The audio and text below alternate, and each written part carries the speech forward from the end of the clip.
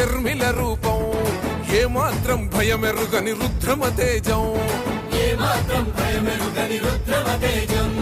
కష్టంలో ఉన్నతో బుట్టు కోసం ఆనాడే చేసింది మరువని త్యాగం.